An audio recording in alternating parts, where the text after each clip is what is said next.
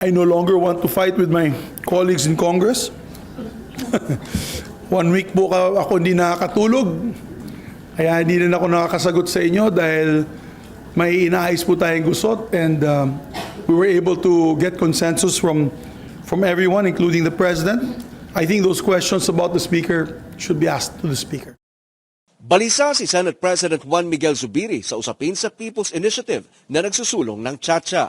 Ayon sa pinuno ng mga senador, kontra rito ang halos lahat ng mambabatas sa mataas na kapulungan ng Kongreso. Kakapunin kasi nito ang kapangyarihan ng Senado.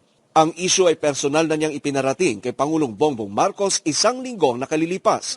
Sinabi ni Zubiri na hindi alam ng Pangulo na mababawasan ang kapangyarihan ng Senado sa muusad na People's Initiative.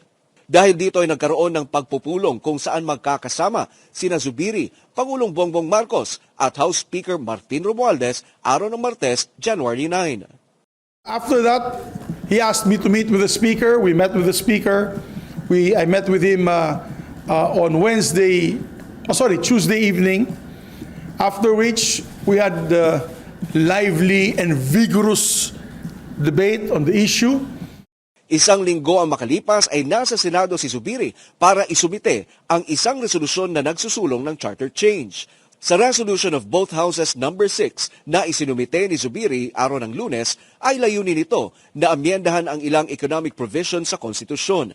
Kabilang dito ang public services, education at advertising. Ang nasabing resolution of both houses ang bunga ng pagpupulong na magkakasama si Zubiri, House Speaker Romualdez at Pangulong Bongbong Marcos sa Huwebes ng nakarang linggo, January 11. Kasama sa naging pagpupulong sina Senate President Pro Tempore Loren Legarda, House Senior Deputy Majority Leader Sandro Marcos at Special Assistant to the President Antonio Lagdameo Jr.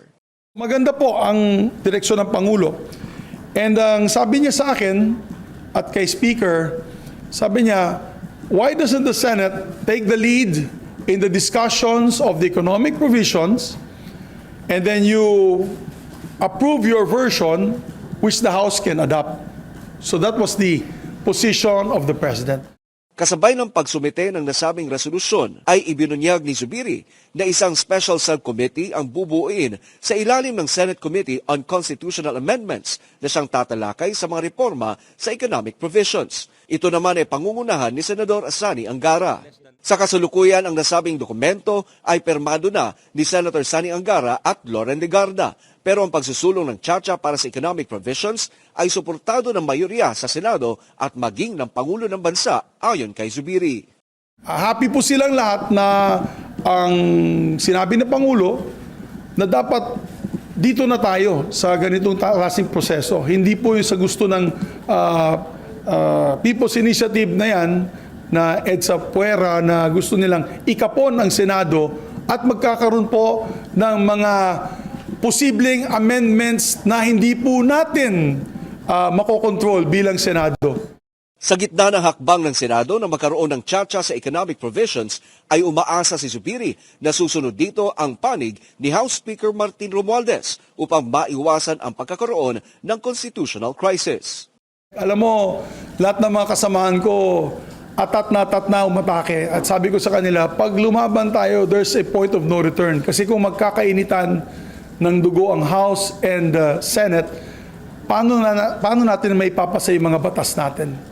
Kung ayaw mo makipag-usap sa congressmen, how do we do the BICAMs, the bicameral conferences?